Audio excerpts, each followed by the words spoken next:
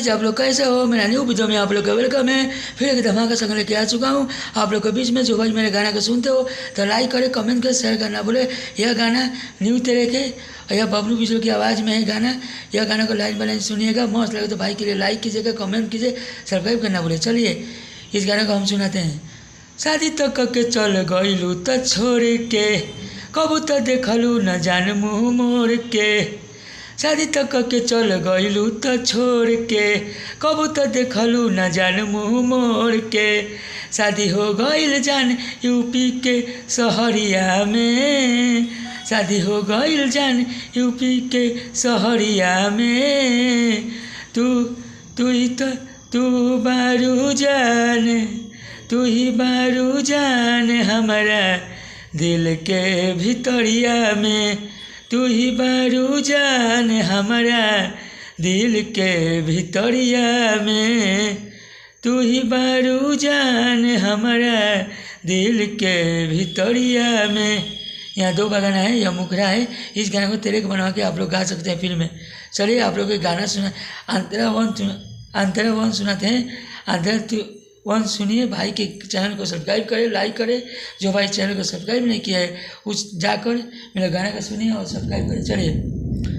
यार के दर्द नहीं तोरा, यार के दर्द तोरा नहीं बुझाई, दूसरा लगे चल गइलू जान हो रोआई।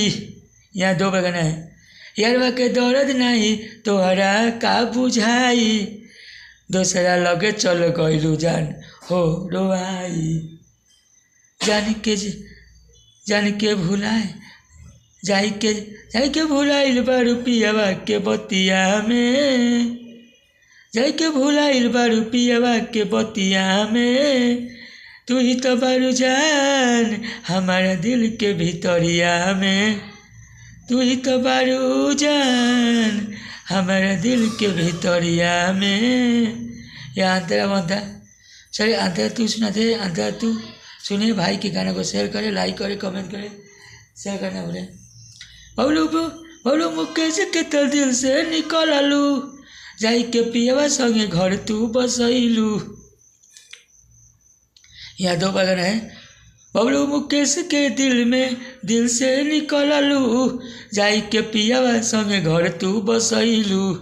तू तो बस गइलू पियवा के सूरतिया में, तू तो बस गइलू पियवा के सूरतिया में। तू ही तो बारू जाने हमारा दिल के भितरिया में। तू ही तो बारू जान हमारा दिल के भितरिया में। चलिए अगले वीडियो में आप लोग का वेलकम रहेगा। फिर धमाका समय लेके आऊँगा आप लोग के बीच में।